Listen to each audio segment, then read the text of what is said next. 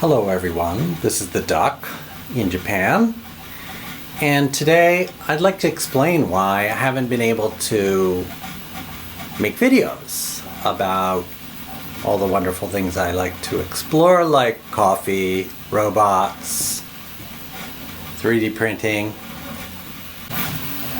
So over the last several months, I've been focusing my energies on teaching communication and critical thinking to sophomores in the sciences, law, and economics.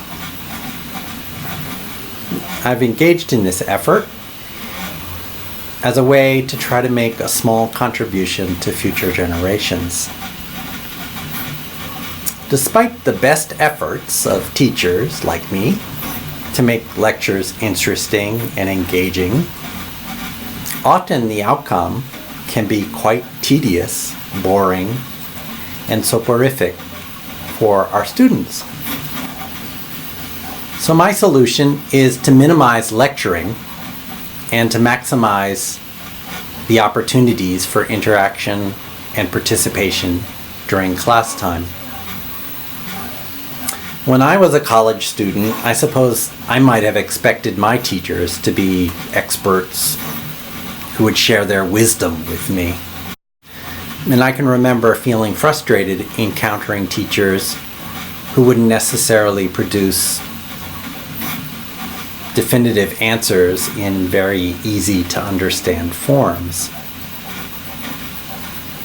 I guess I didn't realize how difficult this is to accomplish, nor did I think about how lazy I was being. But today I see the wisdom in the Socratic method. Namely, many times the best way to teach is not to give the answers at all, but to facilitate students asking questions and coming up with their own answers. One of the ways that I have emphasized interaction is to reward participation in very tangible ways. So namely, each time a student interacts during class by answering or asking a question, he, she, or they is awarded with a poker chip. Students receive a grade for the semester based on how many poker chips they individually amass during class.